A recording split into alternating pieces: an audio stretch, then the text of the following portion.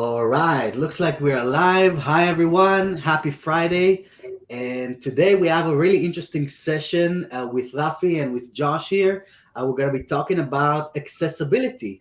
So I know that when I had my agency, accessibility wasn't the first thing that came to mind when I was talking to my clients when I needed to build the website itself, or my team had to build the websites. But as this became more and more of a thing through legislation, then I started paying attention, even though I know that might have not been the right mindset or the right motivation for tackling these issues. So today we're going to look at this from a few different points of view. And Rafi is actually going to be the one that is going to be managing this conversation and or leading this conversation. But before we dive into the content itself, I wanted to let you guys know that version 2.5.2 is now live of the client interface plugin. So this is a small but potent update that just kind of cleans up a lot of the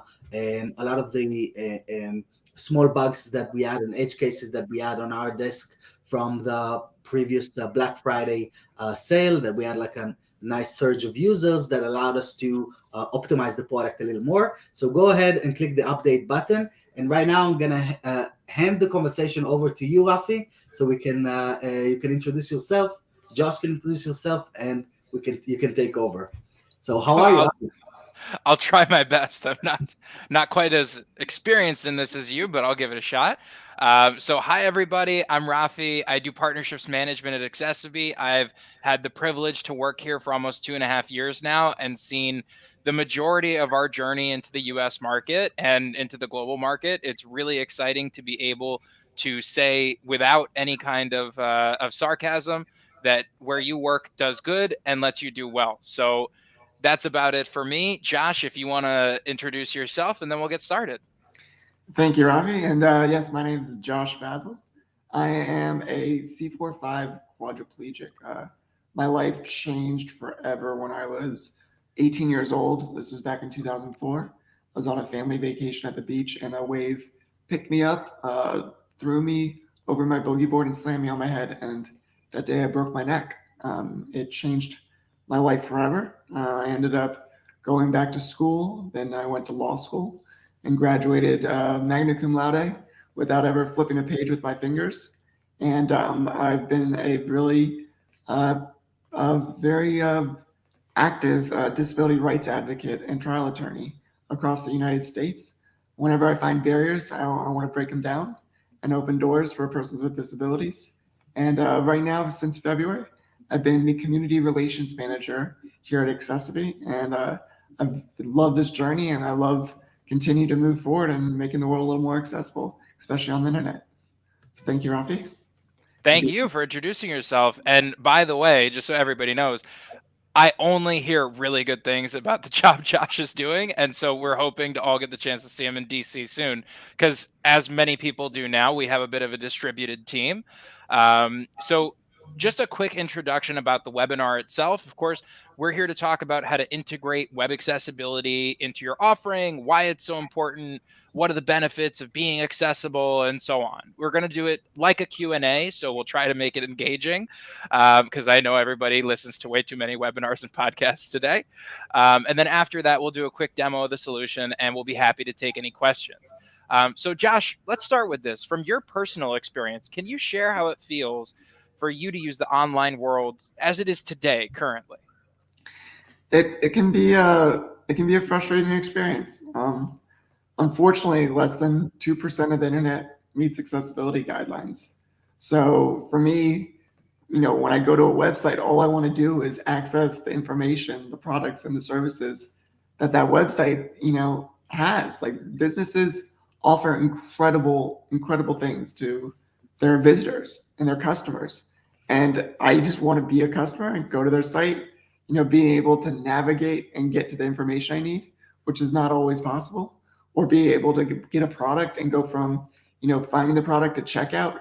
Sometimes I can't even check out of a website because it's not accessible. Or, if there's a service, there's a form, and I can't fill it out using my voice activation software, and I can't even get the services I need that I know could benefit my life. So I think frustrating is probably an accurate way to describe it.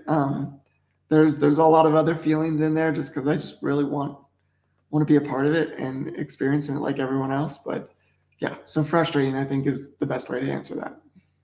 That's a good way to put it. So before we continue, I want the audience to know a really quick, easy, free way to learn how accessible a website is. I encourage everybody to go to accessibility.com/ACE. That's the word access, ACCESSIBE/ACE. So .com/ACE, of course. It's really easy. It'll scan any website in seconds, and it'll give you a report on how accessible you are. It's a free tool we developed so that agencies can know where they stand and fix things as they need to. Let me walk you through the process just so you can see how that works. Can I share the screen real quick? Let me get this loaded up here. Yeah, Oh, there I we got go. it right here. I'm Look ready. at this. Here, I thought I was going to have to be cowboy on my computer. Vito is ready to go. I love it. So Vito, scan accessibility.com real quick, would you? In the Get Results tab.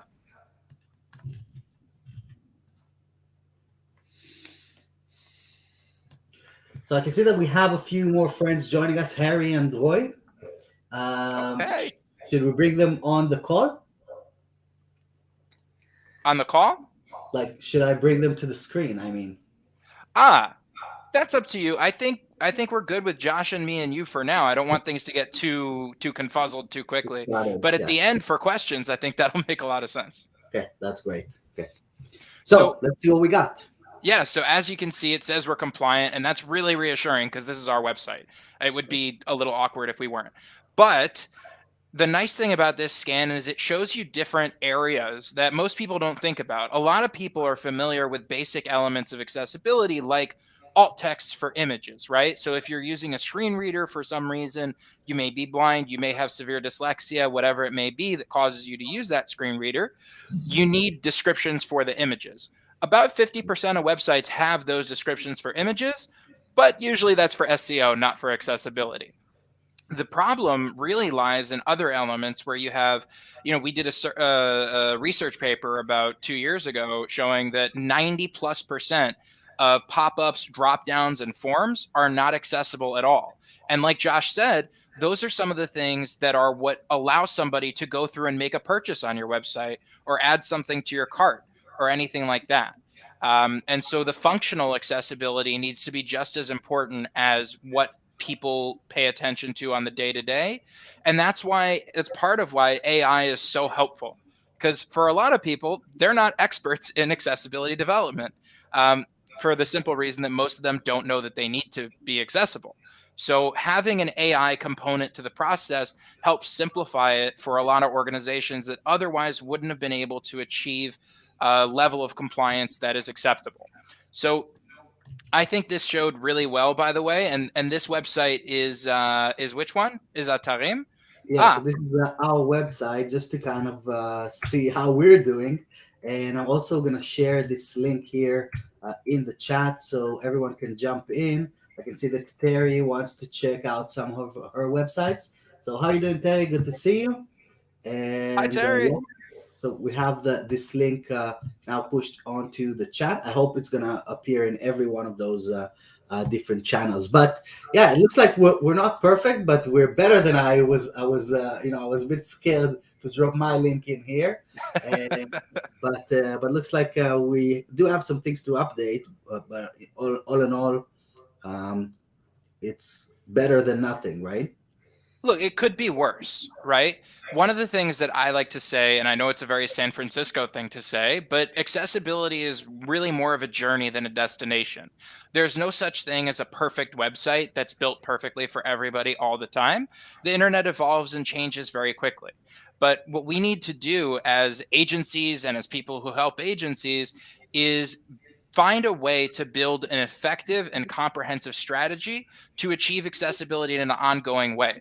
So as an example, the widget may be a great addition to have accessibility, and you may also want to have a user test that every few months to make sure that it's still where it needs to be. You may want to develop best practices with your developer team to make sure that when you're building the websites, they're as accessible as they can be from the get-go. So Josh, back to you.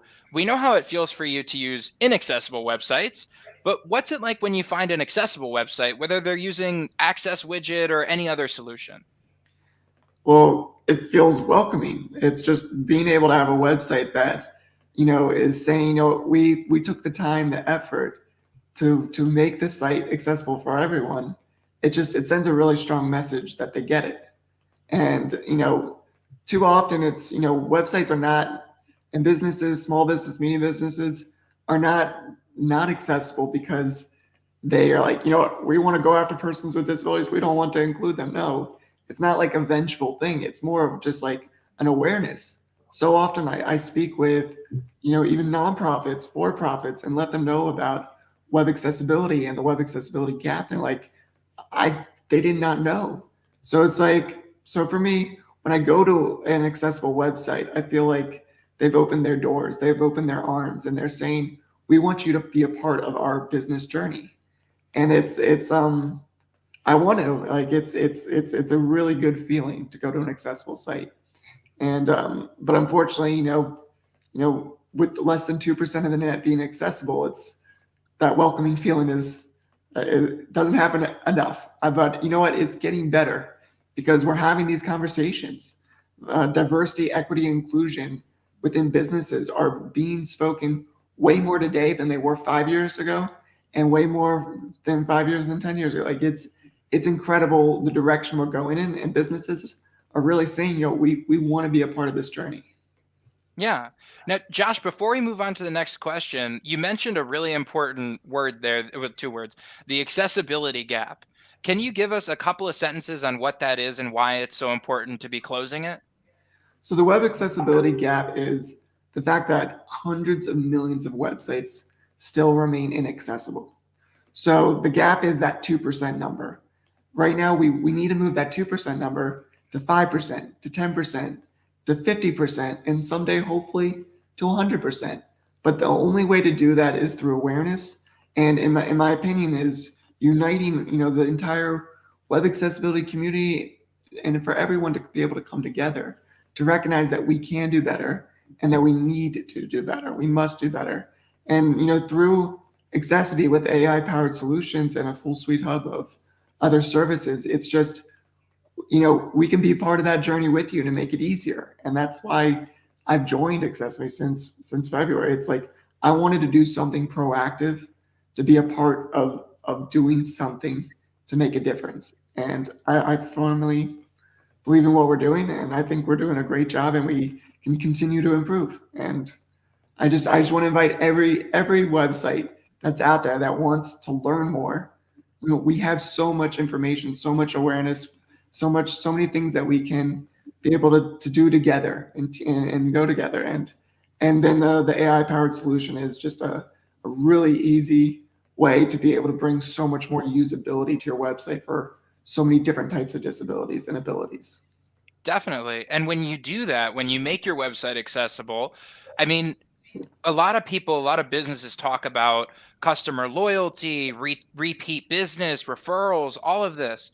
What are your thoughts about that as it relates to web accessibility? How does an accessible business, whether it's online, offline, whatever, how does it affect the loyalty of more than 20% of the US population and about 20% of the population worldwide that lives with disabilities? Yeah, so I definitely wanted to speak to that. Like we're not talking about just 10,000, 100,000 people around the world. Like we're talking about billions, like over 1 billion people worldwide have a disability, and we have so many people in the United States. 1 in 5 people in the U.S. have a disability. That's a huge number. And the fact is, when I said before about feeling welcomed, when you feel welcomed, you come back and you become a repeat customer, and that's even more prevalent studies have been done with the disability community that the brand loyalty within the disability community is higher than other populations because unfortunately too often we're not, taken care of like everyone else. And when we are, we recognize that and we want to come back as repeat customers because guess what? We had a good experience. That's one thing. But we also want to come back because that business took the time and effort to say, you know what? We care about you. We want you to be a part of our business journey. And, the buying power of persons with disabilities is in the hundreds of billions of dollars. And it's like one of the most untapped markets and populations in the entire world. And, I applaud all the businesses that are starting to recognize that because they're the first to be able to benefit from that. And, I'm a working person with a disability. I have a credit card just like a lot of other people. And I like to spend money. I like to be able to benefit from all the products and services that exist that can better my life. And if you make your website accessible, you're basically telling me like, you know what, Josh, come on in and we want you to be part of our business. And that's I think what every business owner wants to do. And Vito, I feel bad we're leaving you out here. Tell me from the agency owner's perspective, like, is there any reason that you wouldn't want to be welcoming to everybody as a business owner? No, that is never the agenda for not doing this, or like Josh was saying, it's not something that is at least for the vast majority of agencies. It's not something that is done maliciously, right? It's not like on purpose. I want to exclude people. It's just one of those other things that you need to do when you're setting up the websites, along with a billion of other stuff that you need to take care of. So the only thing that really drove us into action, and I'm just being completely honest in this conversation to try and float this the challenges that I had as an agency owner, is when we had a bunch of websites from that we built in Israel, and Israel has been like at the forefront of accessibility related legislation about 7-8 years ago when things first started there. And so that got me that what drove me into action, really. Just I didn't want my customers to get sued. So I didn't have the understanding or the realization that we're talking about such a large segment of the market. In my mind, it was like, we can do the extra work and serve 1% more. I didn't have that figure in mind that we're talking about 20% of the population that would require these adjustments to the website. That puts it on a completely different scale of need for a business. In reality, I think that 20% is even bigger because so when you have a disability or a significant disability, there's so many more people that are part of your team, part of your family, part of your friends. And it's like they're part of your household. And when you have a good experience, I know for myself, I'm a natural advocate. So every day I have to navigate the world and overcome barriers. But when I do that or I have a good experience, I tell my friends, I tell my family, I mentor families, everywhere, and I let them know that they can have a good experience, or they have a question, they need help in this service. Oh yeah, this business over here is a perfect fit for it. Like it's just being able to connect with persons with disabilities really just goes even further than the disability community.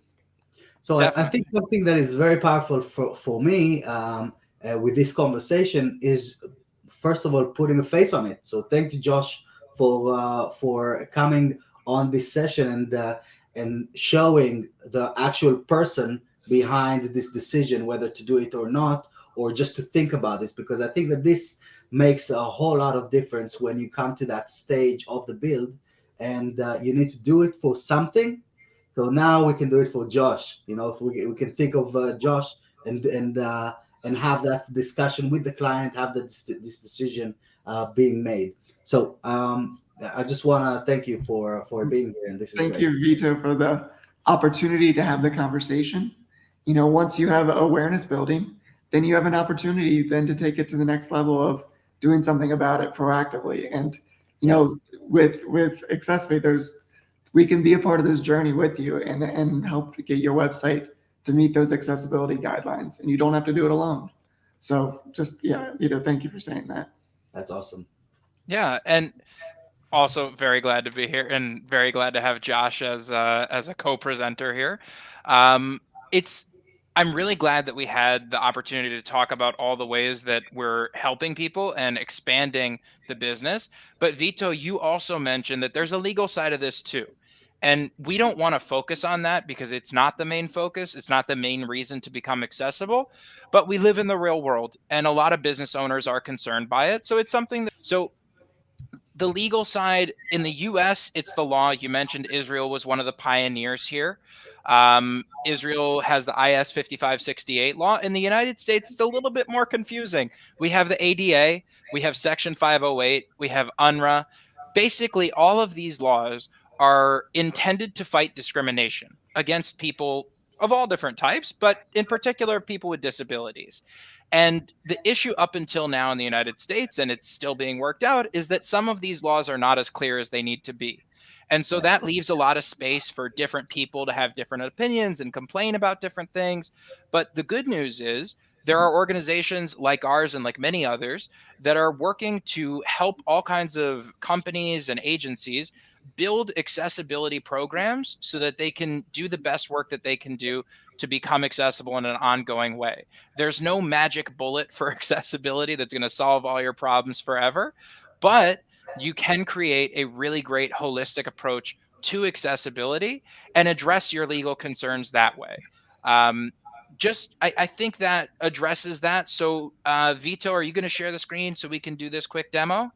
Yes, of Because course. I So, want no, you people can to go ahead, see. Josh, Rafi. So if you Ah, want to share your screen, I Sure, can. I'd be glad to. So we actually have this website that we created just for the purpose of demonstrating. Perfect. So let me see if I can share a part of the screen. Let's see.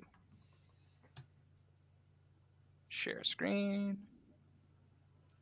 So while Rafi is putting this up over there, I want to hear from you guys in the comments. Let me know what do you think about the conversation so far. How are you handling accessibility within your own agency? And Rafi, if you as we're going through this demo, I would also like to address like a point that I've been hearing from different people that are dealing with accessibility on the day to day, like let's say accessibility experts and the perception around automating the process versus really diving in and doing it like string by string, span by span, and making sure that everything is all the way done. So what is going to be the difference between letting AI do this versus allowing an expert to dive in and do the whole thing? Sure. I think that there's a couple of main differences there that it's not necessarily mutually exclusive, first of all. And I don't want to give anybody that impression that you can, completely eliminate the one with the other. I think that number one, you can do a great job developing a website to be accessible from the get-go. But like we mentioned before, the internet changes very quickly, website changes very quickly. And if you're an agency, one of your issues is that you have a great team of developers who are building out these sites, right? But generally, your client may not. And if they don't have a developer doing that, they may be the one updating the site regularly, and they may not be familiar with all of the requirements to code their updates in an accessible way, be that a blog, a new image, a new product SKU, whatever it is. So in many cases, you'll need to have an ongoing maintenance package with the agency to keep it accessible. And for a lot of businesses, that can get really expensive. Most businesses, as you know, will pay less than $1,000 a year for most of their website. So telling them that it's going to be $500, $600, $700 a month just for the accessibility side of the house can be sort of scary for them. On the other hand, you can have a holistic approach, right? Where you build the website with best practices and you have something like access widget to keep the website as accessible as possible on the day-to-day basis. And then you can back that up with user testing regularly, with ACE scanning regularly, so that you make sure that you maintain it. I'll also add really briefly that, for example, one of the things that we do here is we can change the colors to specific colors, right? And this is really, really important, even though it seems a little bit arbitrary, because not everybody who's colorblind is colorblind the same way, right? Oh, Some people could only, as just an example, I know it's not really this much, but some people can see blue and some people can't see blue, or some people can only see blue. So in that case, you need to be able to customize the colors on the website to your usage. And the only way to build an accessible website for everybody who's colorblind at the same time would really be to do it in grayscale. But that kind of website is not going to convert in this day and age. So you need some kind of solution that's going to be able to tackle both sides of this. And I think that Accessibility as a full hub for accessibility services is going to be able to address all of those, because for smaller companies and for really companies of all sizes, the Access widget provides a really, really important part of the accessibility suite. And like you see, we have an online dictionary here. That's helpful for people who may have Alzheimer's and forgot a word or something. It's also really helpful for people who speak English as a second language. Just like right. Josh said, his money is the right color. He's got a working credit card. There's no reason to leave him out of a website. The same goes for somebody who speaks English as a second or third language, right? Then on top of that, you have all of these different adjustments here, whether it's readable font, scale the content a little bit bigger, make the fonts a little bit bigger. One of the things that I like to say on calls sometimes is that as the owner of a failed e-commerce store, I can tell you that if you want to sell stuff online, you have to make it as easy as humanly possible for anybody to navigate your website. And whether you have a disability or not, Access Widget really does make it easier to navigate a site and to find what you need to find and to go ahead and purchase something. Without going too much deeper into this, because I don't want to bore everybody here, I think it's a good time to bring up some of the other services that we have. So when you come to Accessibility, you can talk to us about just the widget, or you can talk to us about meeting with our development team to give you best practices so that you can build accessible websites. You can talk about whether it's PDFs, videos, VPATs, any of that stuff. And a lot of organizations tend to forget about those parts of the story. So as an example, if you're a university, you might have a perfectly accessible website as much as you can, but you have 10,000 PDFs that are for, educational purposes, and those aren't accessible. So somebody who's a student who has a disability wouldn't be able to access that. And that's definitely not the kind of user experience you want. Anything else that I should show here, do you think, Josh? Yeah, if you bring the profile back up. So the thing that I love the most about this is for persons with disabilities, there's so many different types of abilities, disabilities that exist in the world. And what this does for me, at least, I have a reading disability, I have ADHD, I'm paralyzed below my shoulders. This gives me the ability to experience a website within my own unique abilities. So I can customize it. I can, given a website, I can be able to say, you know what, this is how I want to navigate this site. This is how I want to experience this site. It gives me great power to be able to do that and to absorb the information that in the way that I learned, the way that I navigate something. And that's just something that you're giving power to your visitors to have better experiences on your site. So Josh, excuse my ignorance around this, but how do you do it? How do you actually navigate through a website? That's a great question. So there's different ways. So persons with disabilities oftentimes use many different types of assistive technologies, softwares, and products. So for me, I have this thing right here. It's called a quad stick. I'm able to move my mouse around and make clicks here and there like that. But Right. sometimes I get really tired with clicks. And then I also have voice dictation software. So as fast as I can speak, it types for me. And then I also have reading software, screen reading software that allows me to be able to read the information on a site and gain it and absorb it that way. So sometimes it's a combination of different assistive technologies as well. So having a different profile system and customization gives me more usability. It gives me that power that I was saying, and I love it. I think of it as the future, and the future's here. So let's be a part of it. That's awesome. Perfect. So I'm going to stop the screen share real quick. And just now that everybody's seen it, I want to let everybody know starting price is $49 a month. It's very, very affordable. And we do that on purpose. It's not an accident. It's part of our vision to make the entire internet accessible by 2025. We know that for some organizations, that's, you need to have affordable pricing. Other organizations don't really have any budget, but or budget limits more appropriately, but we want everybody to have the opportunity to be accessible. I'll also remind everybody, we have the ACE scanner. The link is in the chat. So definitely check your website, see how accessible you are, see how well you're doing so far, and come to us if you have any questions or you need any help. If it's not accessible, we give everybody a 7-day free trial of the Access Widget solution. So come to www.accessiby.com.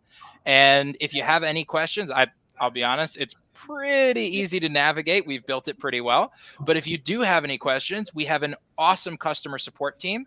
There's a live chat on the site, and I promise it's always staffed by real humans. I know that that's rare today, but we do it. They're real people, and they're really smart. So, Rafi, I do have a question for you because I know that on the day-to-day, you are actually working with agencies to help them implement these solutions with their clients. So, how does that work? How does an agency begin to have this conversation with their customers, or basically where does this price go to? Is that something that the agency usually pays, or you roll this over to the client, or you ask the client to sign up? So what are the type of flows that you see if we want to make sure that all of the agency's websites are being taken care of? Oh, it's a great question, and thank you.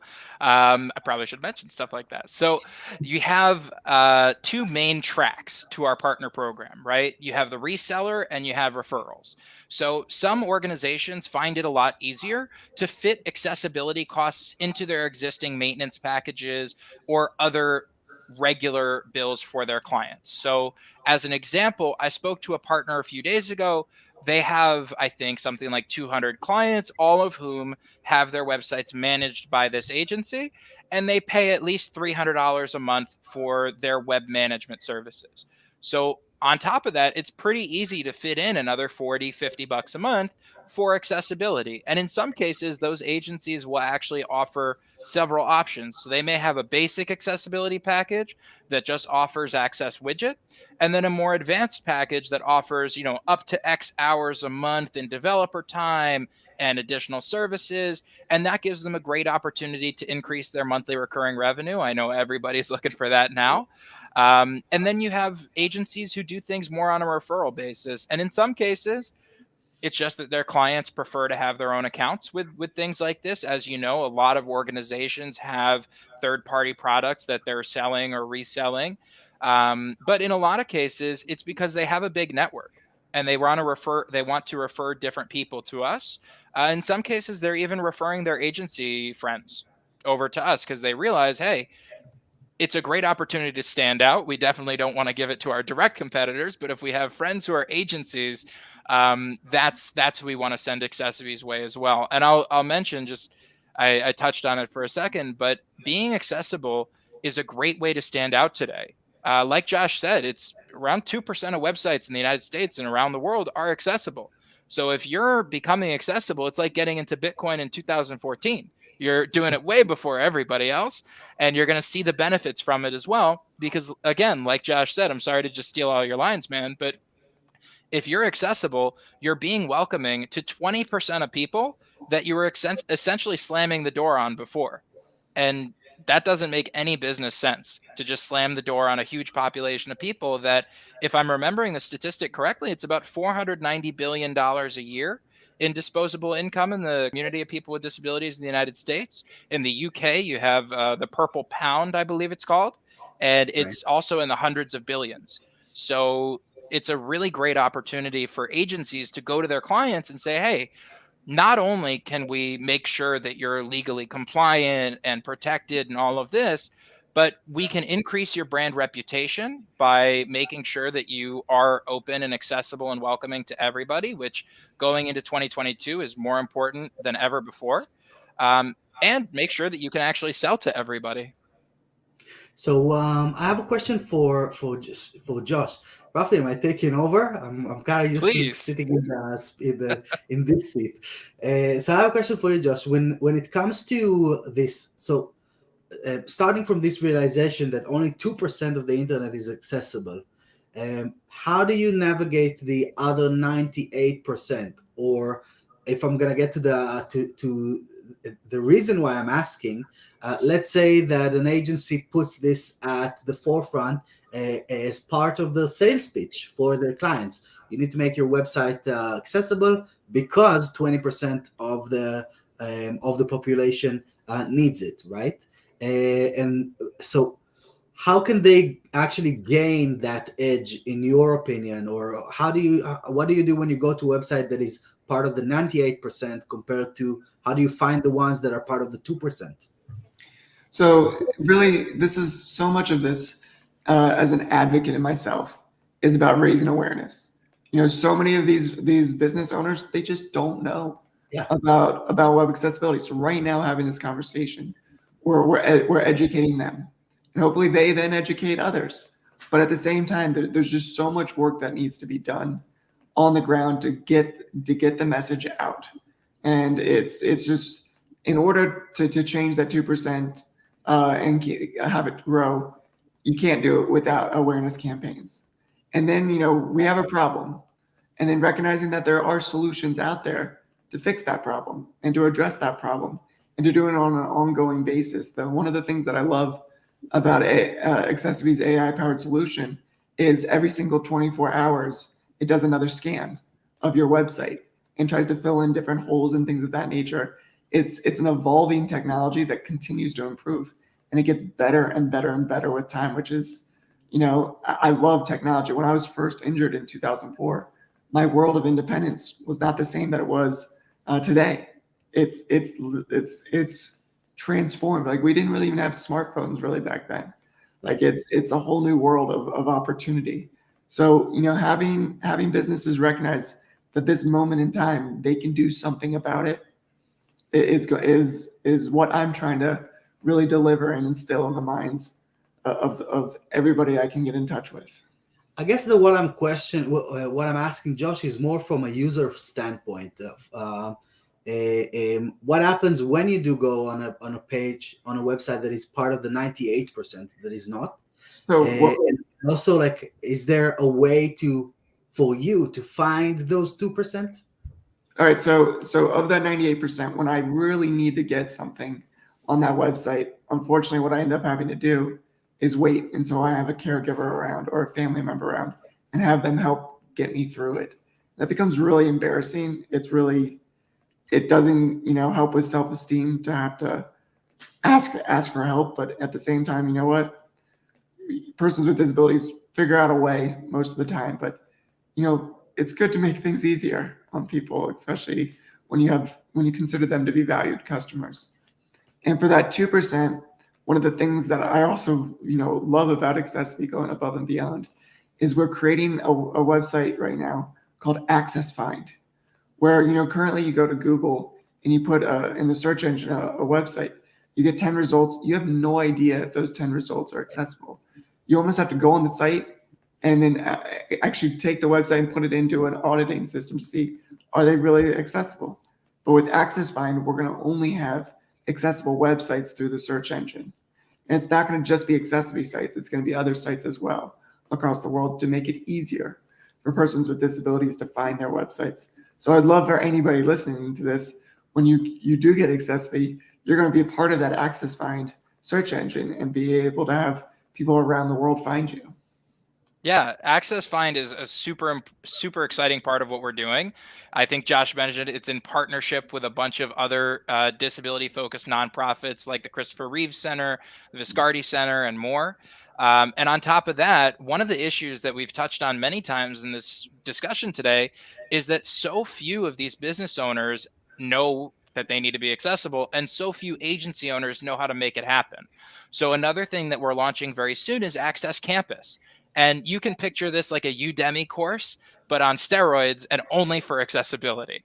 And it'll teach you everything that you need to know. And the best part is it's actually planned to be free of charge for students and freelancers, because we don't want to put a giant barrier between, you and knowledge. We want to make sure that everybody can get the info that they need, but we also understand that agencies do have budgets. So in some cases, there's going to be a really great program for agency owners or development managers at agencies to get their developers into an actual course to learn how to do accessibility development from A to Z, sorry, not just A to B, the whole way through, and even test them and evaluate their performance the entire way. So we really want to make sure that everybody has the tools that they need to achieve accessibility, again, in a holistic way. It's not just about the widget. It's not just about the coding. It's about all of it together. So that actually kind of brings me to this question about the widget. So let's say I want to get started. Is it enough to just drop the widget into a website, or what does the setup include? So let's say that we have an agency that is listening right now, and they have 50 clients, 100 clients, 500 clients that they can reach back to, and I would call it like upsell them on this idea, right? What do they need to do? How long does it take, or what are the steps that they need to do to actually make the website accessible once it's already done, like after the process? Well, once you've already got access widget on the website, for I would say the majority of websites, there's not too much more that you need to do, because most websites don't have super complex functionality or PDFs or video content that needs to be remediated. But it really depends. It's a case by case basis. I think the best thing that you can do if you have questions like that, sign up for a demo with us. Talk to our people. We'll be very happy to answer your questions and take a look at the websites you have, take a look at the type of websites we're talking about, the type of content that's there, and then give you the best advice we can on the best way to achieve accessibility. But I will say that I tend to think that if you have the widget and you have regular user testing by people who actually have disabilities and they confirm that everything on your website they can do just using the widget, so that's great. But again, it really depends. So we'll always be very happy to consult. Accessibility is a journey. So, you're not going to be one and done with things. Like, you have to always be recognizing that things change and your website changes. But the access widget, does those scans, but it's so important to continue to be thinking about disability, accessibility, and inclusion with your website to make it an even better experience. There's always things that can be done to be done more. And it's having that awareness, and we can be part of that journey with you to teach you about those little things and to continue to move forward into the future. Yeah. And from the agency perspective for a second, it's a really, really great opportunity to, of course, get an upsell because everybody loves money. But it's also rare in that usually when you're trying to upsell something to your clients, you're just trying to sell them something. In this case, you're actually helping them out and you're helping other people out too. So it's one of those rare opportunities to do good and do well at the same time. Yeah, that's cool. We have a question here from Ben, and he kind of joined in a little late, but how you doing, Ben? What do you think about this question, Rafi? Is Google Web Core Vitals accessibility score sufficient? Are you familiar with this? I'm vaguely familiar with it, but I will tell you off the top of my head, I doubt it. There's a lot of things that go into accessibility, and to my understanding, Google doesn't offer yet a full suite of solutions to really give you a proper scan of your website. I believe that it's looking for certain things, and it may start ranking SEO based on that. But if you score well on the Core Vitals accessibility score, it doesn't necessarily mean that your website is accessible to the full range of people with the full range of disabilities. Josh, do you want to jump in there? I'm not that familiar with that. There's many different audits out there. And I know ACE does it really, really well. So that's the one that I've really trusted to be able to do a proper scan of what the WCAG guidelines provide as what accessibility should be. So I'm gonna share the screen again on this one, so we can show Ben and anyone else that has joined a little later. If you go to accessibility.com/ace, you can drop in your website, and then you get like an awesome report. It kind of resembles these SEO reports that you would get when you're writing, and then it just gamifies the whole experience. So here I know that some areas I need to make the text large, and it actually tells me exactly where. So I guess that if I'm gonna do like a Control F here, it's gonna find those places on the page somewhere. Yeah, if I'm gonna look at the website itself, but yeah, but that's all. That's it. That looks like a pretty in-depth tool that can give you this the same score, or basically the solution that you're looking for, Ben.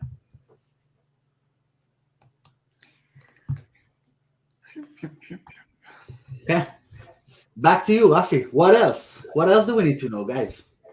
What else should you know? I'm not sure. I don't want to put any bad ideas into people's heads, but I think I'll put it this way. Approaching your clients and talking to them about accessibility is never going to be a bad idea. There are certain clients that will respond negatively. Maybe they don't want to spend money. Maybe they've never heard of it before and their gut reaction is just to, knee jerk negatively. But at the end of the day, you know that you're doing the right thing for them and for you. You don't want them to be, of course, sued. You also don't want an actual customer who has a disability to give them a complaint, because imagine how terrible that they would feel. Not only do they have immediate proof that they missed out on a sale, but they've made their target market frustrated and upset with them. And that's not what any business owner wants. And as agency owners and as agency people, it's your job, not to tell you what your job is, Vito, right? But it's an agency's job to be the expert online. Most of these business owners, they don't know how to build a WordPress website. Not a Yeah, knock on them. It's just they're busy running their business. yeah. So it's the agency's responsibility to come to them and say, hey, this is something that we weren't even aware of until recently. Now we're aware of it. We need to move on this quickly because it's not feasible. It's not possible. It's not acceptable to be inaccessible in today's market. Okay, that's great. Well, if we have any other questions, please drop them in the chat. And for the next few minutes, we're just gonna kind of monitor this over there because there's even a bit of a lag with those broadcasts and the time that it gets there.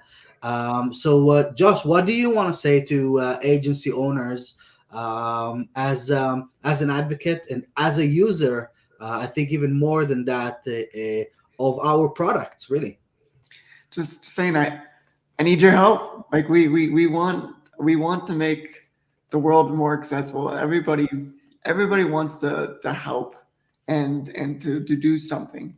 There's an opportunity today now that you have awareness to do something. So being on this journey with us, and I just personally want to thank you. Like every amount of effort that you put into making the world more accessible, you're doing good. You're making a difference, and it's going to benefit so many people around the world. And it's, disability catches up with everyone. You can't run from disability. At some point in your life, you're going to have a disability. Someone you love has a disability, a friend. It's the human body. It's yeah. It's a temple of doom. I heard it described as once. So it's just not a matter of if, but when. So like, let's make the world more accessible now. It's going to just do so much good. And Love that. So we have a question here for Marcus. Maybe you guys can comment on this, like compared to other solutions that are out there. I was addressing this more from the point of view of doing it manually versus doing it with the software.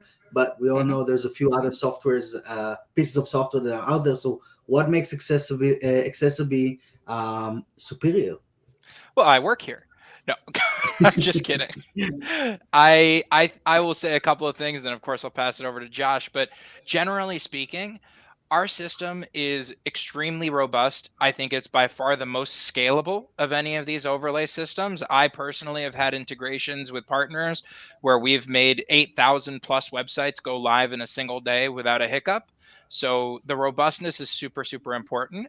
It's also that we're constantly working to improve it. And because of the AI nature, if let's say somebody has a complaint about a shopping cart not functioning properly on their website or whatever it is with the access widget, when they report that to us, we jump on it and take a look and figure out how to fix it, and then we fix it, and it's fixed on the other 200,000 websites that use access widget, sorry, also.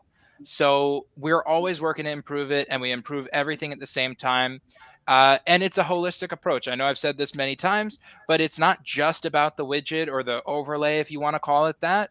It's about the complete approach to accessibility, because like Josh said, there's no silver bullet. You're not going to solve this all forever by just putting that widget on.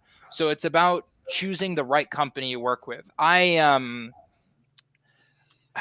do I put this? I was buying a nice watch recently, and I was very worried that, like, oh, is it real? Is it not real? Is it this? Am I getting scammed? And a good friend of mine told me, you don't just buy what you're looking at, you buy the seller, right? You have to make sure that you trust the place you're getting it from and that it's reputable, it's not going anywhere, and it wants to maintain that reputation. We are very, very committed. And I can tell you, because I was lucky enough to work really alongside the founders when I was one of 5, 6 employees alongside them in an office.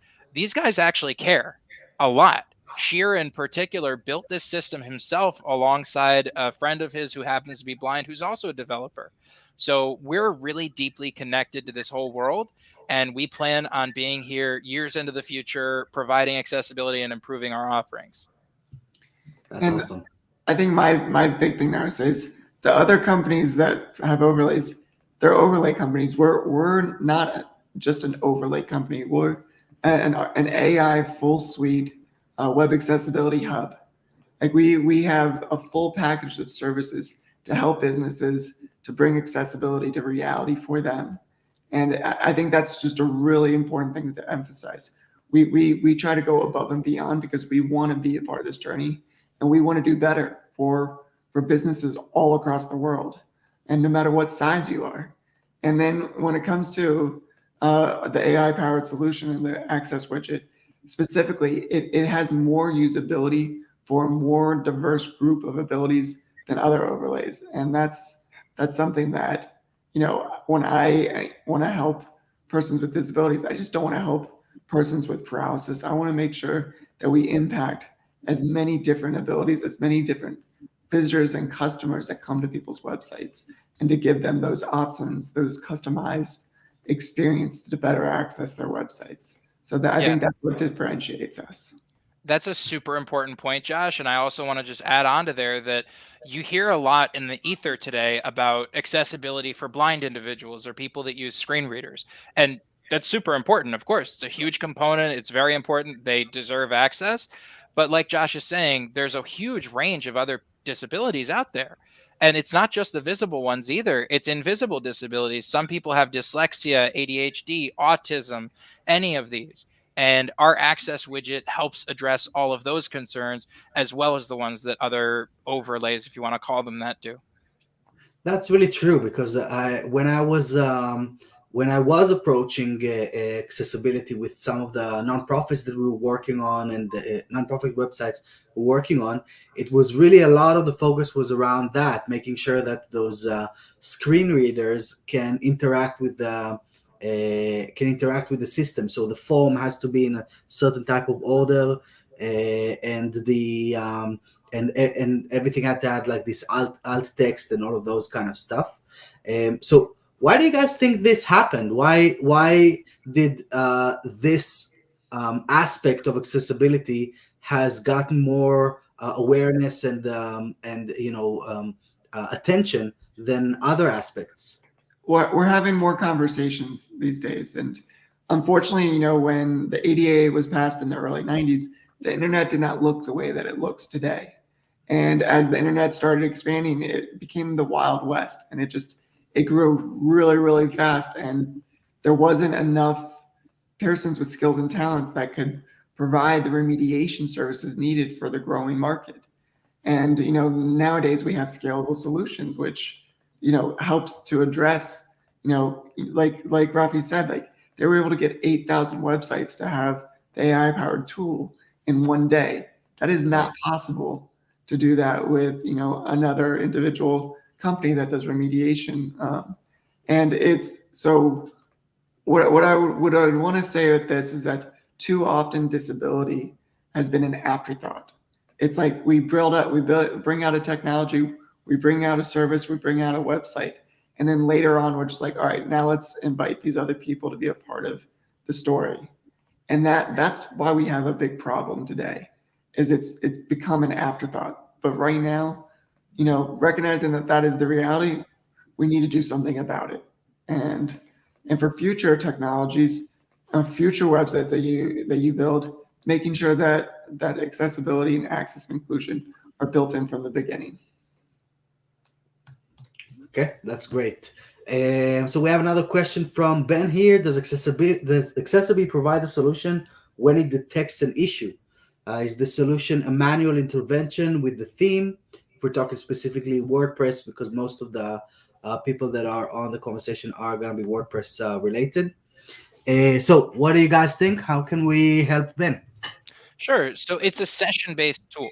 So the icon will be on every session of the website, but until a user triggers it, it's not going to do anything or change anything. So your website will appear exactly as you designed it until somebody wants it otherwise. I will add on to that, if somebody has an assistive technology active on their computer, our widget will notice that and send them a message telling them how to activate the adjustments that they may need. So as an example, if somebody with a screen reader comes into the website, we'll notice the screen reader and send them a voice note. Hi, you've entered an accessible website. Please hit Alt-1 to turn on screen reader mode. But Josh, do you want to add anything on that? No, I think you did a good job. Oh, thank you. Yeah. Okay, awesome. So I have another question here. Question from George. How are you doing, George? Good to see you. Accessibility is hard. So it's more of a statement than a question. But what do you guys think about that? Is it really? Or I think a better question, is it still? Because I know that it was, but it sounds like you guys figured out a way to simplify the whole thing. Accessibility doesn't have to be hard. It's hard when you don't have the right information, the right resources in front of you, when you're doing it alone and trying to figure it all out. It can be hard, but it doesn't have to be hard. And being able to go onto accessibility.com and look at all of the different services, all of the different educational opportunities that present itself, and being able to contact a customer service representative at any moment 24/7, you can start having the right conversation in a simpler, easier way that wasn't there before. So it doesn't have to be. Yeah, and I'll add on to that a little bit, Vito, with something that you might understand, because as everybody can see, both of us play the guitar, right? When you started out, Stairway to Heaven's impossible, right? You can never do it. I'll never be able to play that. But now it's not so hard. So I think a lot of people see accessibility as this really hard giant monster that they'll never be able to slay, this dragon. But really, once you start learning about it, it's not that hard. It's just that nobody has expertise, and agencies don't think that they have the time or the resources to go and get the expertise. And that's one of the things we're trying to tackle with Access Campus, by the way, is to give them the tools to get it. Okay, I love that. So George responding here, people always tell me that they can make cool design if they need to make the site accessible, which seems not to be true after all. And I had the same mindset, George. Because like Afi was saying, if we want to make it accessible from the beginning, it just has to be grayscale, the whole thing, and no images, just text. And that brings us back to GeoCities, or back in the 90s type of websites that we used to build. But with these type of tools, it seems like you can do whatever you want, as long as you make sure that you have best practices in mind. You do all the H1s, H2s, the size of the font and the basic contrast makes sense. And then for any other additional enhancements, that's where accessibility comes into the picture. So I have another question here from Kara. How you doing, Kara? It's good to see you. Can you respond to criticism of accessibility saying that the overlay actually interferes with accessible technology? There are lots of accessible will get you sued conversations happening. Any response here? There's a lot of misinformation out there, and there's a lot of things out there that are basically trying to create noise where there shouldn't be noise. And even with that being said, it's so much of accessibility will get you sued. There's not truth to that. If you look into anything that's out there, that it's there. Basically, what I would say is there's just so much misinformation around that, and that it's creating distractions, and there's like these big marketing campaigns for other, let's say the web consultants of the world and things of that nature that are trying to create noise to, because they're scared that scalable solutions in many ways are going to take business away from them, and it's not helping persons with disabilities on a long-term basis or short-term basis being able to get the internet to be more accessible. Yeah, So I think and to piggyback off that, Josh, sorry, Vito, but the goal here has to be to make the internet accessible for everybody, not 2%, 99, 100%, all of it. There's no way that we can possibly do that if everybody has to do it manually for a couple of reasons. One, like we said earlier, most people spend very little money on their website. If they need to do manual intervention and work, they're right. not going to be able to have a website. And on top of that, so many things, the problem is a little bit more complex because we're creating websites faster than we can remediate them. I don't know the exact figure, but I think there's thousands and thousands of websites made on CMSs every day. And some of these CMSs, 500,000 every day. 500, Jesus. All right. So 500,000 websites a day on CMSs. And some of these CMSs, certainly not all of them, but some of them don't even allow you to do the development that would make the website accessible because their templates or their structures are not accessible and they don't give you the access to edit them. We even had we had a partner that tried to make a CMS themselves that would prevent their clients from uploading inaccessible content. Like if they Right. don't have an alt text, it won't allow it to upload. And they still had so many concerns with accessibility that they needed access widget for all of their clients. So I think that the idea that accessibility will get you sued is, like Josh says, I don't think there's any truth to it. And there's a lot of people who I think are looking at this the wrong way. If you're an accessibility consultant and you make a lot of money right now, or even any money from helping people become accessible, we're not trying to stop you by any means. We're on your side. We just know that it's not possible to make every website accessible that way. And we want to make every website accessible. And we Yeah. want to be on this journey with everyone. It's power in numbers. But like a lot of the noise that is out there, let's say with misinformation, they say, oh, it didn't work this one time. Look, I have a screenshot of somebody that has it. That was from 3 years ago or something of that nature, and it's been fixed, and they like rehash something. So we're talking about an evolving technology that just gets better in time. And we want persons with disabilities to be able to share their experiences so that we can keep, improving, fixing different things. This is a journey. It's not like we can flip a switch with accessibility and it's done. It's not. It's an ongoing process that we have to be on it together. And the second that we end up saying, you know what, pointing fingers here and there, it's just you end up creating distractions and scare people away from even trying to do something to be proactive. So I think that a good example for this, or a good comparison for you, Kara, is some people can't afford to hire you to build their website, so they would go to Wix, or they would go to Squarespace, and one of those off the shelf solutions that are helping do the work that we're doing as professionals, but at scale. So I look at Accessibility as the Wix of accessibility, as the Squarespace of accessibility, so that it's kind of a plug and play type of solution. It might not be as in depth as what a professional can do in WordPress or build a website from scratch, but it will get you that 80-85%, and very fast and efficient, just by installing a small script. Or I think you guys even have a plugin that just drops in there and does all of this work for us. Right, so we have just a few more. So I know we're kind of like already beyond the 1 hour, but we're just gonna stay. If you guys are with me, we're gonna stay for a few more minutes to complete all of the conversations here. I think it's really interesting. So hi Cindy, good to see you. Thanks for joining us. I knew about this decades ago, so funny people are now interested in it. I agree. So why do you guys think this has changed recently? Why are we starting to have these conversations? And I can even attest to the fact that over the past year, I've been getting more opportunities to talk about this topic, a more than I ever had in the previous years before this year. So what happened in 2021 or 22 that allowed people to start having these conversations in a much more open way? Diversity, equity, and inclusion. More than ever, businesses are having these conversations now.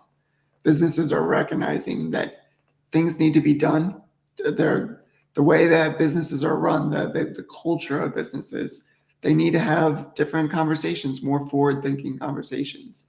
And accessibility is one of those conversations that is being built in there. And I'm loving the fact that we're having this. Like this means that it gives me hope that there's going to be better days ahead with making sure that we can do better. And so that I think COVID also was a big factor of us all, being forced more than ever into our homes and being able to recognize kind of the difficulties, like being forced onto the internet, or having to rely on the internet more than ever with a disability, is really shining a light that this is a tough time, but it's even tougher time for those that can't even access websites. Like it's something needs to be done, and thankfully we're talking about it.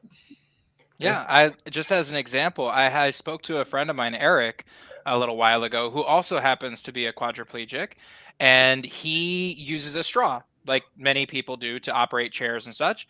And so he can't necessarily wear a mask in public places. Right. So he was not able to go into a supermarket because they wouldn't let him go into a supermarket. So he has to use their website to order food. Otherwise, he's not going to have food. Now, of course, yes, he has people who can help him, but Yeah. he shouldn't have to rely on those people. He should be able to do this on his own. And so, especially now, people are being made aware of it.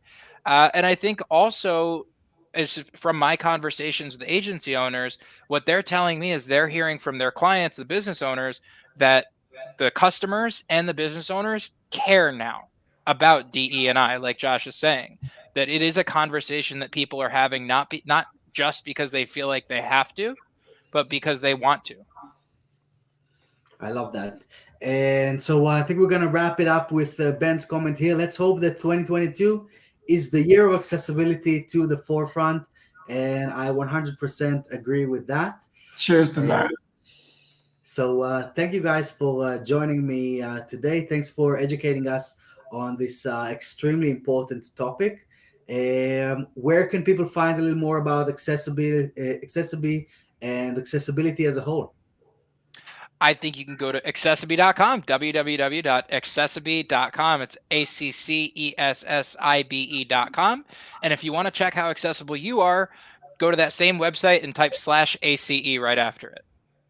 Yes, the ACE platform, this audit, I think that could be like a great way to even start having these conversations with clients.